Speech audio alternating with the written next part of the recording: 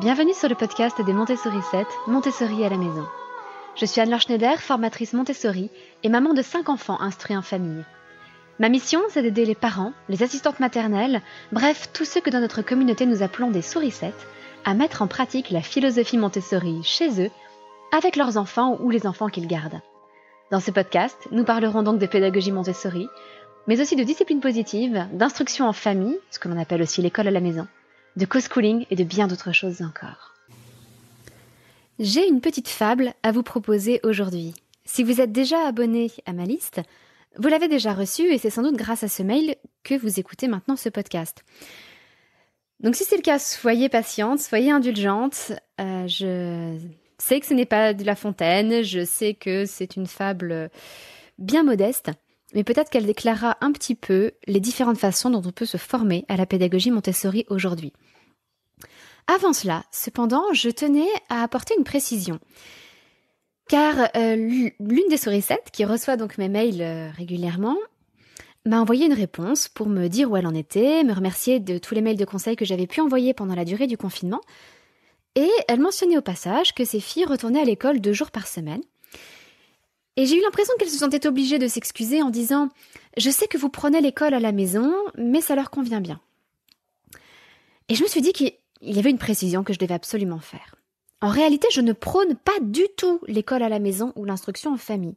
Je suis même convaincue que c'est une solution qui n'est pas faite pour tout le monde. De toute façon, tout le monde ne peut pas se permettre de faire l'école à la maison. Beaucoup de familles sont dépendantes des 2 salaires du couple.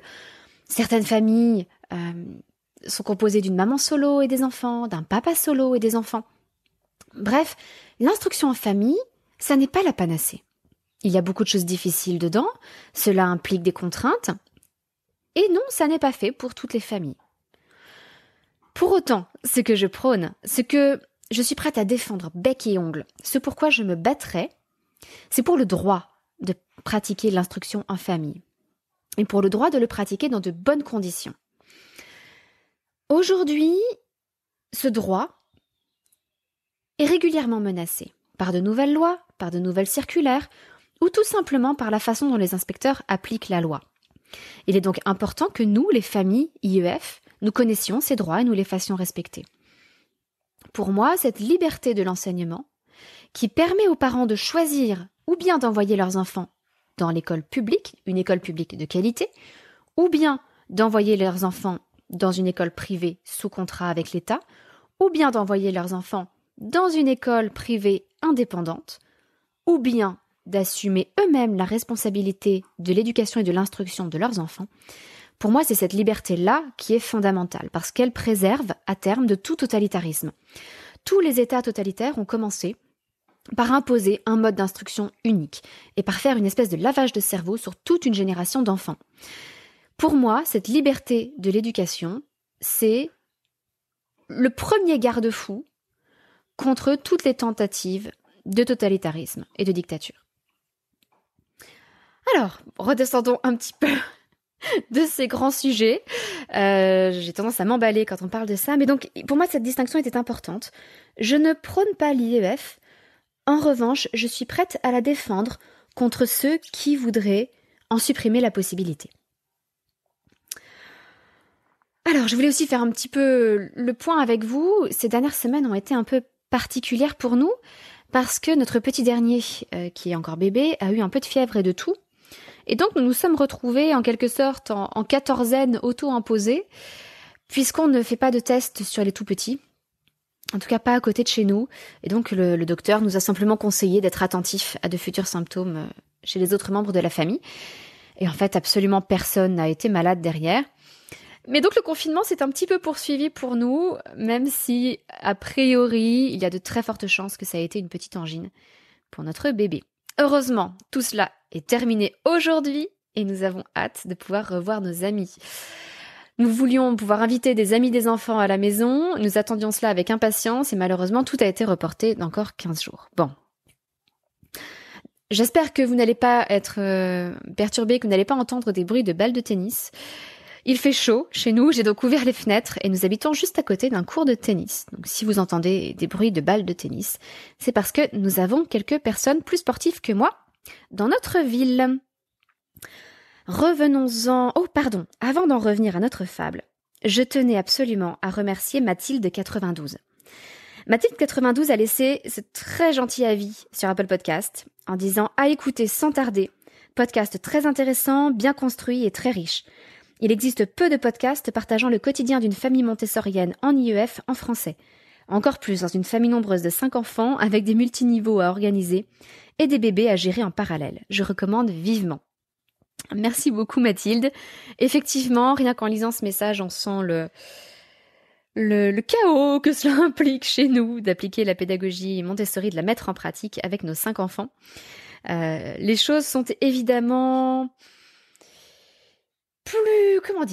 nécessitent un peu plus de flexibilité que lorsqu'on a un peu moins d'enfants. Mais j'espère que le partage de notre expérience sera utile donc à Mathilde et à tous les autres parents qui découvriront ce podcast grâce à son avis. N'oubliez pas d'ailleurs qu'il y a toujours en cours le concours pour remporter 2 petits jeux de société dès que nous aurons atteint les 100 avis sur Apple Podcast ou iTunes. Mais je vous ai promis une fable. Donc la voici. Il était une fois un rat de bibliothèque, bien sûr, un rat civilisé, bien propre sur lui. Il était donc une fois un rat, un lièvre et une sourisette, qui tous 3 partageaient le même rêve. Traverser la forêt d'un bout à l'autre. Le petit rat se plongea dans ses livres et ses cartes. Il étudia, examina, analysa, tant et si bien qu'il n'est toujours pas parti. La dernière fois qu'on le vit, il était en train de lire un livre pour apprendre à marcher dans la forêt. Le lièvre, de son côté, bouillonnait d'énergie. Il se jeta immédiatement à corps perdu dans l'aventure. En quelques bonds, il commença à parcourir une bonne distance sous les applaudissements et les encouragements de ses amis de la forêt. Enivré par leur enthousiasme, il avança vite et bien jusqu'à ne plus les entendre. Sentant alors un point de côté, il se reposa quelques minutes, fit un petit détour par un champ tout proche, grignota un peu de luzerne, revint dans la forêt, mais il avait perdu son bel élan. Il n'avait plus le cœur au grand bond du début. La petite sourisette, quant à elle, décida de ne pas partir seule. Elle réunit un petit groupe d'amis, toutes avec le même rêve de traverser la forêt. Elles allèrent consulter quelques livres à la bibliothèque, mais surtout, elles se rendirent dans le terrier d'une souris un peu plus vieille, avec un peu plus d'expérience, qui avait déjà traversé la forêt maintes et maintes fois. Elles prirent conseil. La souris les avertit que la forêt était bien plus grande qu'elle ne l'imaginait, et qu'elle-même n'en connaissait pas encore tous les recoins. Elle leur proposa donc de les accompagner elle aussi. Attention, elle les prévint que le voyage ne se ferait pas en un jour, et qu'il fallait économiser ses forces. Ainsi tout le petit groupe se mit en branle, et avança tranquillement, régulièrement, joyeusement vers son but. Elles laissèrent derrière elles le rat de bibliothèque, toujours plongé dans ses livres. À un moment, elles croisèrent le lièvre et lui proposèrent de les rejoindre, ce qu'il fit avec plaisir, retrouvant l'enthousiasme de ses commencements. À ma connaissance, elles sont toujours en chemin, toujours ensemble, toujours gaies, malgré les fatigues de la route et la chaleur du jour. Car plutôt que de traverser la forêt de fond en comble, ce qui comptait réellement, et ce qu'elles ont fini par réaliser, c'était le voyage. Qui sont ce rat de bibliothèque, ce lièvre et cette sourisette dont je parle? Eh bien, ils correspondent, à mon sens, à 3 façons différentes de se former à la pédagogie Montessori. Et vous verrez que certaines, à mon humble avis, sont plus valables que d'autres. La première façon, celle du petit rat de bibliothèque, c'est de se plonger dans les livres. Les livres de Maria Montessori, bien sûr, qui sont passionnants, mais souvent très théoriques, ce qui est évidemment utile pour poser les bases, ou d'une certaine façon pratique, mais qui ne révèle que la vision de la pratique montessorienne à un moment donné. Pratique qui a évolué sur une 50aine d'années. Il faut savoir que ce que Maria Montessori pratiquait au tout début de la création de la Maison des Enfants, à San Lorenzo, à Rome, en 1907, n'a plus grand-chose à voir. Enfin, les bases sont là, mais la pratique n'a plus grand-chose à voir avec ce qu'elle mettait en place, grâce à des éducateurs et des éducatrices, dans les années 40 ou 50. Sa pratique a longuement évolué. Avec le temps, elle a introduit de nouvelles activités, elle en a supprimé d'autres. Elle a affiné sa vision de l'enfant, sa vision de l'environnement préparé et ce que l'on allait proposer aux enfants pour chaque tranche d'âge. Quand on lit les livres de Maria Montessori, il est donc très important de les replacer dans leur contexte et de prendre en compte le fait que ce qu'elle dit à un moment donné n'est qu'une étape sur le chemin et qu'elle est peut-être allée un peu plus loin dans un livre ultérieur. Dans tous les cas, ces livres, aussi utiles, indispensables et je dirais même fondamentaux qu'ils soient, ne suffiront jamais à mettre en pratique cette pédagogie. Maria Montessori elle-même a voyagé à travers le monde. Elle ne s'est pas contentée d'écrire des livres dans de multiples langues. Elle a voyagé. Elle a assuré des formations dans toutes sortes de pays, aux États-Unis, en Inde. Pourquoi ? Eh bien parce qu'il fallait voir l'attitude d'un éducateur. Il fallait le voir pour le croire et surtout pour absorber la façon dont un éducateur Montessori se comporte avec les enfants. Il existe de très bons livres qui s'appellent « Les pas à pas », qui reprennent la plupart des présentations montessoriennes, essentiellement chez les 3-6 ans et de plus en plus chez les 6-12 ans. Ce sont d'excellents livres, avec des photos, étape par étape, des présentations. Ils peuvent constituer un excellent aide-mémoire, et je n'ai aucune difficulté à les recommander chaudement. Mais je reste convaincue qu'ils ne suffisent pas. Comment savoir quelle attitude adopter avec l'enfant ?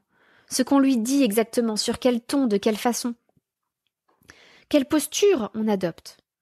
Les enseignants font systématiquement des stages dans des classes et des écoles, mais à la maison, on n'a pas l'habitude d'aller faire des stages. J'aimerais bien vous accueillir toutes à la maison, mais ça ne serait pas possible.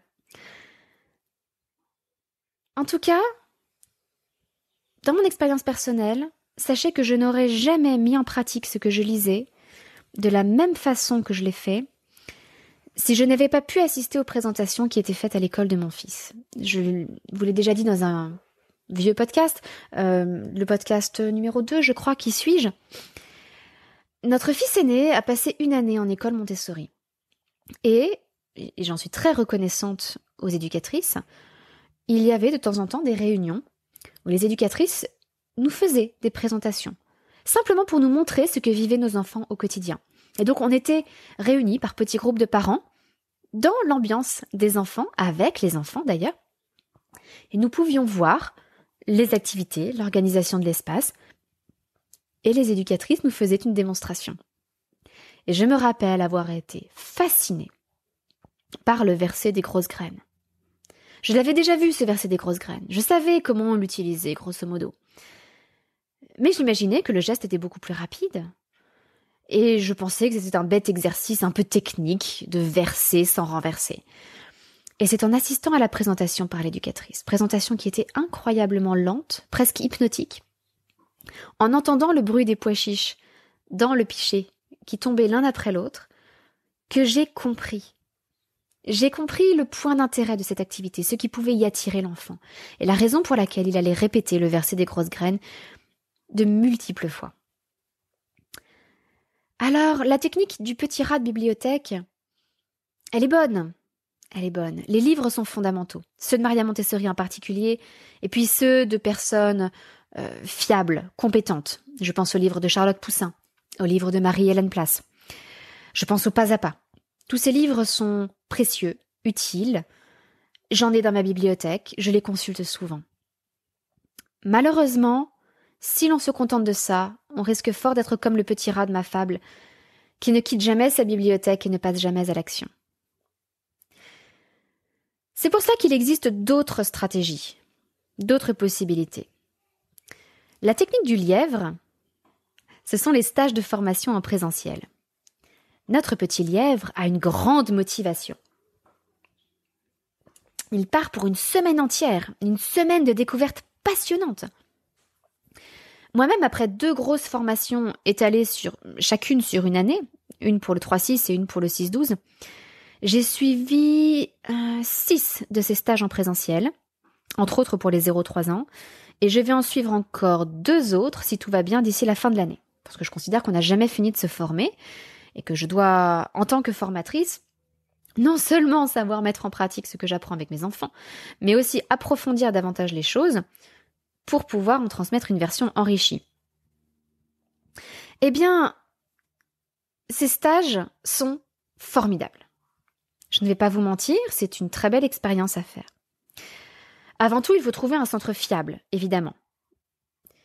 Et pour cela, je vous invite à consulter la page que je vais mettre dans les liens dans les notes de cet épisode, qui est la page des ressources Montessori que je recommande.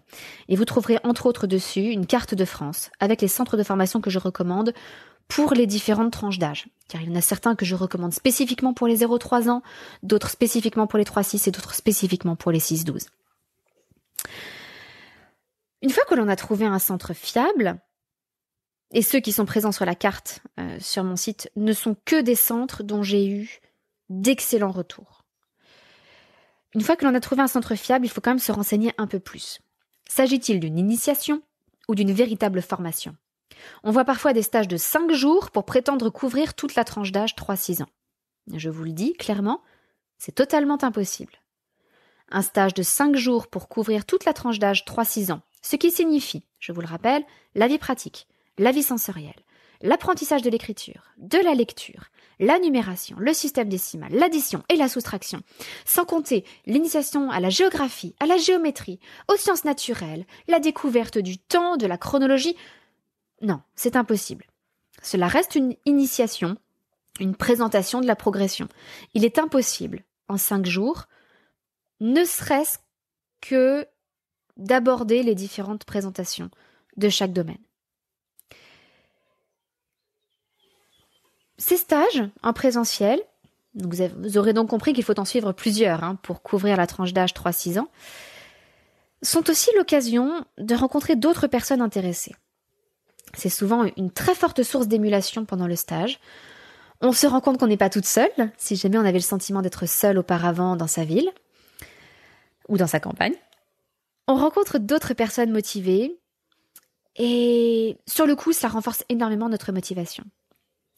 Le seul souci, c'est que ces personnes souvent viennent de toute la France et qu'il est donc difficile de rester en contact avec elles par la suite.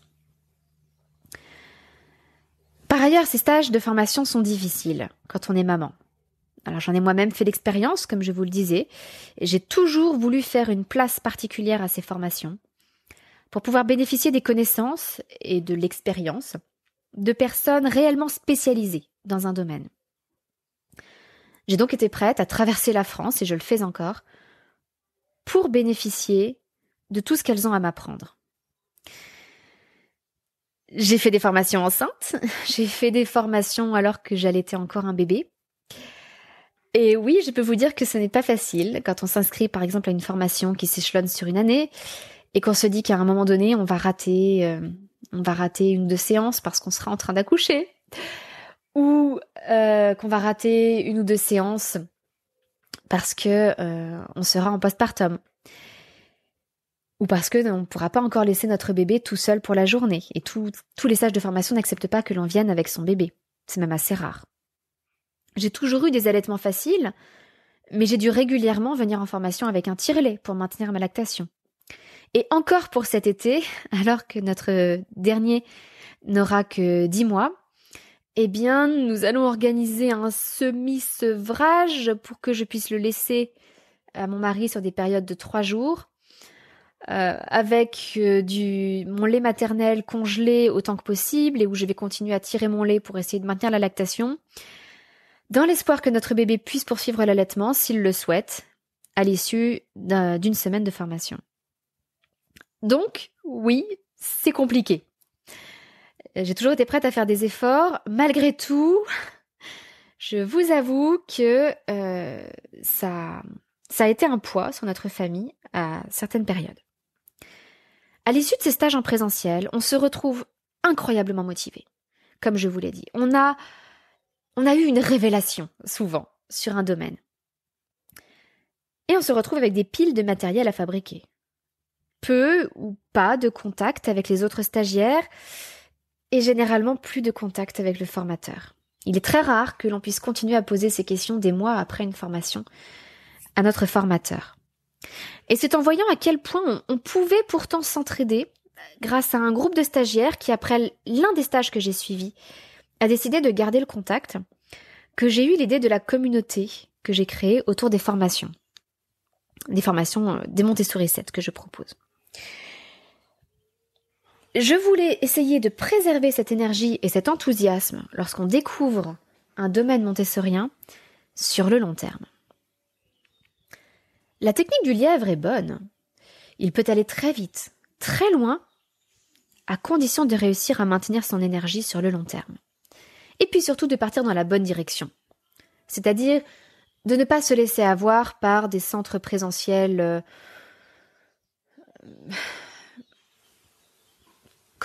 superficiels ou légers, des centres de formation qui ont seulement à cœur de faire de l'argent, des centres de formation parfois très récents avec des formateurs totalement inexpérimentés. Mais ça, j'y reviendrai dans la technique de la souris 7. Mais encore une fois, le lièvre peut aller très vite et très loin. Et si vous vous sentez prête à maintenir votre énergie, je vous invite vraiment à consulter la page des ressources que je recommande. Vous y trouverez des livres, vous y trouverez des blogs intéressants à suivre, et vous y trouverez surtout cette fameuse carte des formations Montessori en présentiel que je recommande. Et la souris 7, que fait-elle ? Comme je vous le disais, elle s'assure de réunir un petit groupe autour d'elle. Elle s'assure d'aller consulter une personne plus expérimentée.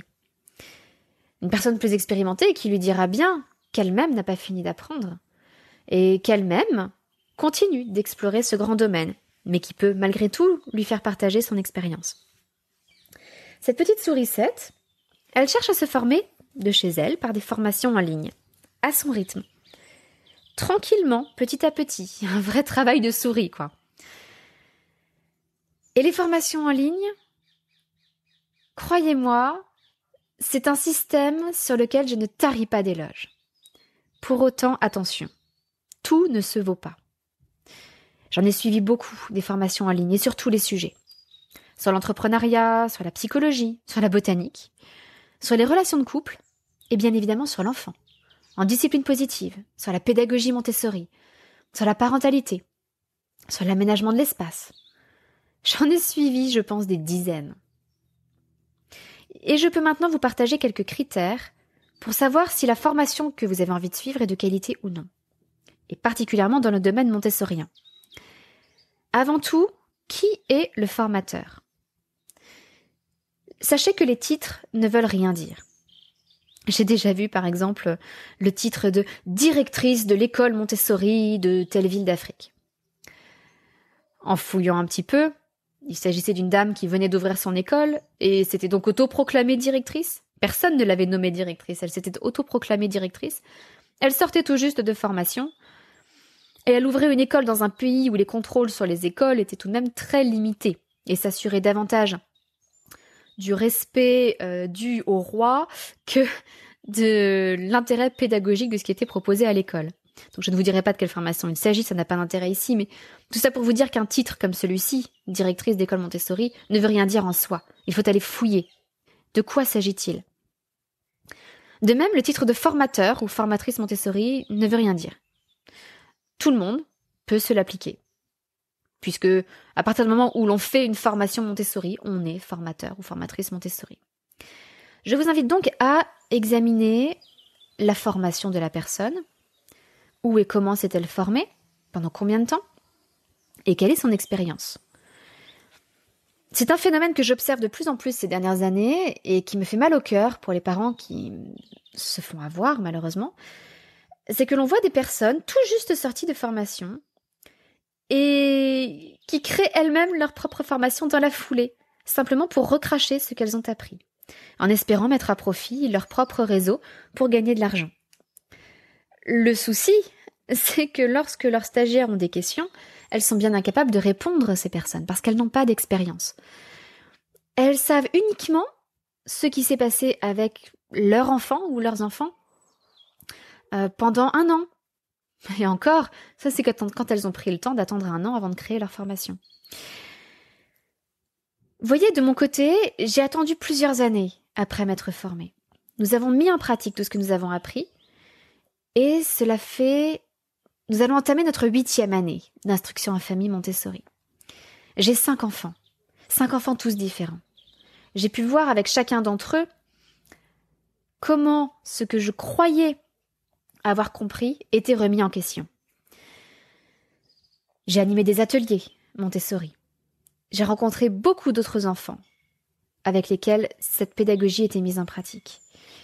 Et comme je vous le disais, j'ai suivi des stages de formation avec des personnes très différentes. Non seulement en France, mais aussi à l'étranger. C'est tout l'intérêt des formations en ligne, c'est que j'ai pu suivre des formations avec une Australienne, une Néerlandaise, plusieurs Américaines, un certain nombre d'Américaines. Et j'en oublie forcément encore beaucoup. Et les apports qu'elles ont pu me transmettre, venus de leurs différents pays, ont été particulièrement enrichissants pour moi. N'hésitez pas à poser la question au formateur ou à la formatrice. Où avez-vous été formé ? Combien de temps ? Ça fait combien de temps que vous pratiquez la pédagogie Montessori ? N'hésitez pas à poser des questions. Ensuite, regardez le contenu. S'agit-il d'une initiation ou d'une véritable formation ? C'est exactement la même chose que pour les centres présentiels. Un stage d'une semaine ne recouvre pas une tranche d'âge entière. À titre indicatif, mes formations vie pratique et vie sensorielle combinées consistent à peu près en 24 heures de vidéo, soit l'équivalent d'un stage de formation d'une semaine. Et encore, les stages de formation d'une semaine se déroulent généralement sur un format de 30 heures à peu près, ou parfois 32 heures, parfois 35 heures, c'est plus rare, entre 30 et 35 heures. Sauf que dans ces stages de formation, il y a beaucoup de temps perdu, ça n'est jamais perdu, en questions, et assez peu de temps, une partie seulement du temps est absolument consacrée à la transmission elle-même. Et c'est une très bonne chose, d'ailleurs, dans ces stages, si vous allez faire un stage présentiel, je vous encourage à poser des questions. C'est souvent une des parties les plus enrichissantes de la formation. Mais donc, avec 24 heures de vidéos qui sont particulièrement denses, où il s'agit uniquement de présentations et d'explications sur les présentations, on a généralement beaucoup plus de contenu que ce que l'on pourrait absorber en une semaine. D'autant qu'en une semaine, notre concentration est limitée, alors qu'une formation en ligne, comme je vous le disais là, avec 24 heures de vidéo, elle s'étend. Mes formations à moi se suivent généralement sur 3 mois. Donc en 3 mois, on a le temps de digérer beaucoup de choses et d'aller plus loin. La formation de langage à laquelle je travaille, elle contiendra au final à peu près 26 heures de vidéo, je pense. Ça n'est qu'une estimation parce qu'elle est encore en cours de construction. Les derniers modules ne sont pas encore filmés. Mais c'est purement indicatif. La quantité n'est rien, c'est la qualité qui compte. Entre une formation riche, complète et dense et une formation où la personne va blablater pendant 1 heure devant sa caméra, mais sans vous apporter quoi que ce soit d'intéressant, il vaut mieux choisir une formation plus dense, même si elle comporte moins d'heures. Au-delà de ça, quel contact avez-vous avec le formateur ? Est-ce que le feeling passe bien ? Est-ce que vous pouvez lire ses articles ? Est-ce que le formateur tient un blog ? Est-ce que vous pouvez écouter ses podcasts, comme ici ? Bref, est-ce que vous accrochez ? Est-ce que la personnalité du formateur ou de la formatrice vous convient ? J'ai certaines de mes stagiaires qui ont été déçues par d'autres formations, alors que le contenu était très bien, uniquement parce que la formatrice avait un ton de voix monocorde, qu'elle s'exprimait de façon un peu lente, et qu'elle s'ennuyait pendant les vidéos. Il ne s'agissait que de la forme, mais donc il est important d'accrocher avec la forme, parce que c'est ce qui va vous permettre de maintenir votre motivation sur le long terme. Attention aussi au piège de l'affiliation. Qu'est-ce que l'affiliation ? C'est très amusant. En fait, vous avez des personnes qui recommandent sur leur blog, sur leur site, des formations, et se font rémunérer pour cela par un pourcentage, une commission, sur chacune des formations qu'ils contribuent à vendre. Normalement, légalement, il faut prévenir que l'on recommande quelque chose par affiliation. Si on fait un article de blog pour promouvoir une formation sur laquelle on touche une commission, il faut absolument que cela figure dans l'article, de façon claire, lisible et évidente pour tous. Malheureusement, tout le monde ne le fait pas, sachez-le. J'ai moi-même été démarchée par plusieurs personnes qui souhaitaient faire de l'affiliation avec moi, c'est-à-dire promouvoir mes formations contre rémunération. Je me suis dit pourquoi pas, après tout, si ces personnes contribuent à faire connaître mes formations, elles font en quelque sorte un travail marketing que je n'ai pas à faire.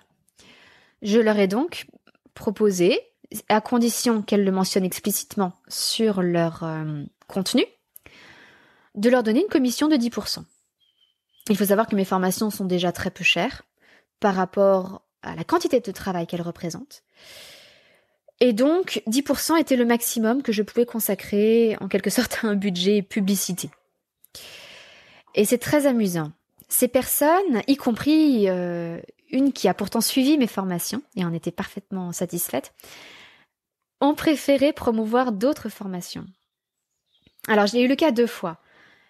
L'une de mes anciennes stagiaires, qui a donc préféré promouvoir une autre formation qu'elle n'avait pas suivie et dont elle était apparemment moins satisfaite, enfin en tout cas elle était extrêmement satisfaite de la mienne, parce que la commission était plus importante. C'était une commission, je crois, de 40%. En fait, la plupart des gens qui fonctionnent avec l'affiliation offrent des commissions très importantes et vendent leur formation plus chère pour compenser ces commissions. Une autre personne à qui j'ai proposé cela, je lui ai d'abord proposé un accès gratuit à ma formation pour voir de quoi il s'agissait et s'il était à l'aise avec l'idée de promouvoir cette formation. Ça lui permettait aussi d'en voir les qualités. La personne ne s'est jamais connectée, n'est jamais allée voir le contenu de la formation. Et il m'a répondu clairement par mail que le pourcentage que je lui offrais n'était pas forcément ce qu'il espérait et qu'il allait voir avant de me répondre. Et je sais très bien que cette personne ne m'a jamais répondu et s'est tournée vers une autre formation qui rémunérait davantage. Donc, dites-vous bien que les personnes qui font de l'affiliation et qui recommandent des formations, parfois sans dire qu'elles fonctionnent à l'affiliation, touchent de grosses commissions pour le faire. Et c'est compréhensible, c'est humain. Elles se tournent vers les formations qui les rémunèrent le plus, plutôt que vers les meilleures formations. Donc faites attention avec ce piège de l'affiliation et n'hésitez pas à poser la question aux personnes qui vous recommandent une formation. Est-ce que vous touchez une commission? Est-ce que vous êtes affilié? Dernier élément pour choisir une formation en ligne. Quel est le suivi derrière? Peut-on poser ces questions ou échanger entre stagiaires? C'est exactement ce que je vous disais pour les stages en présentiel. Le seul inconvénient que je vois aux stages en présentiel, quand on peut avoir la disponibilité pour y aller, quand on n'est pas tout juste accouché ou quand on n'est pas en fin de grossesse, le seul inconvénient que je vois aux stages en présentiel, c'est cette perte d'énergie après le stage parce qu'on n'a plus de contact avec le formateur ou les stagiaires. Mais c'est parfois le cas aussi avec les formations en ligne. Chez moi, c'était une priorité. J'ai donc créé ce que j'appelais l'accompagnement à la parentalité et à l'IEF Montessori pour toutes les personnes qui souhaitaient mettre en pratique ce qu'elles apprenaient dans les formations. C'est un système sur abonnement, sans engagement, où les personnes s'inscrivent et peuvent échanger, avoir des séances de questions-réponses, toutes sortes de choses pour les soutenir. Elles ont des salons de discussion entre stagiaires, toutes sortes de ressources supplémentaires dans l'esprit Montessori. Et tous les mois, nous traitons un nouveau thème pour approfondir leur pratique. Ce mois-ci, par exemple, c'est le sommeil. Le mois dernier, c'était jouer avec les mots et la grammaire. Soyez donc très attentive au suivi qu'il peut y avoir dans votre formation en ligne. Pour me renseigner un petit peu sur ce qui se faisait, j'ai moi-même suivi plusieurs formations en ligne. La plupart où il n'y avait rien du tout, aucun contact entre stagiaires, aucun contact spécifique avec le formateur ou la formatrice, si ce n'est par mail, avec parfois des délais de réponse assez longs. Et une formation où il y avait une espèce de messagerie entre stagiaires, mais en fait, c'était comme si vous aviez le moyen de contacter n'importe quel stagiaire, mais il fallait isoler une stagiaire et lui envoyer un message pour dire « Coucou, je ne te connais pas, tu ne me connais pas, est-ce qu'on peut échanger ?» Donc bref, quelque chose que je n'ai jamais utilisé, quelque chose qui me semblait très maladroit. Donc voilà, regardez un petit peu ce qui existe pour que vous puissiez faire vos formations dans les meilleures conditions possibles. Le travail de cette sourisette qui veut traverser la forêt, vous aurez compris que cette forêt de l'éducation Montessori, on n'a jamais fini de la traverser et de l'explorer. Le travail de cette sourisette par des formations en ligne est plus doux, plus régulier et sans doute plus lent que celui du lièvre qui part suivre des formations en présentiel. Il évite cependant de se contenter de consommer une formation, de consommer un stage présentiel. Il permet de prendre le temps de passer à l'action. Et ça, c'est fondamental. Ce que je vous invite vraiment à considérer, c'est la communauté et la formation à parts égales. Choisissez une formation de qualité, mais trouvez aussi le moyen d'être entouré et de ne pas rester seul.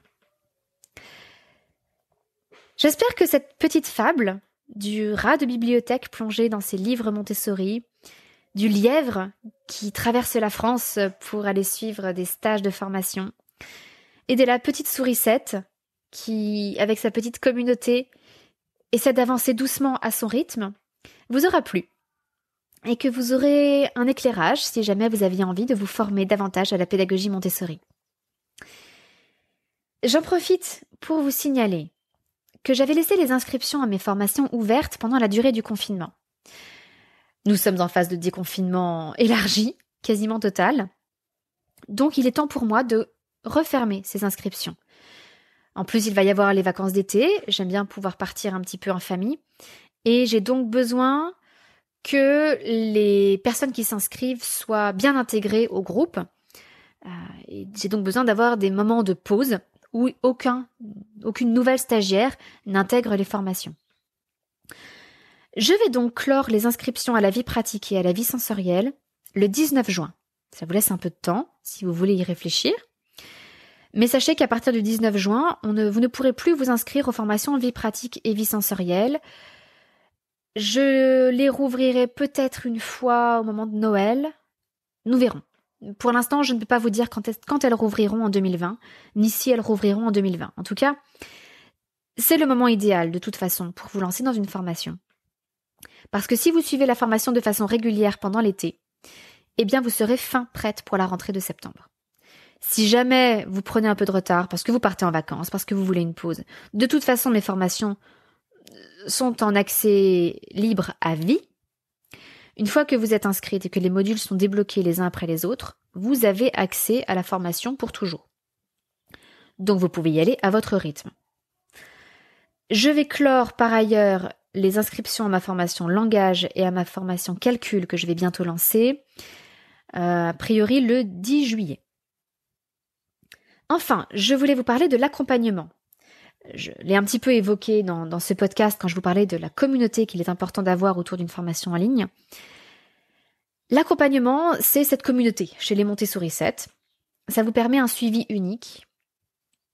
Vous pouvez poser toutes vos questions lors des séances de questions-réponses. Vous disposez de toutes sortes de ressources supplémentaires, de salons de discussion, etc., tant que vous restez abonné, sans engagement. 2 choses sur l'accompagnement.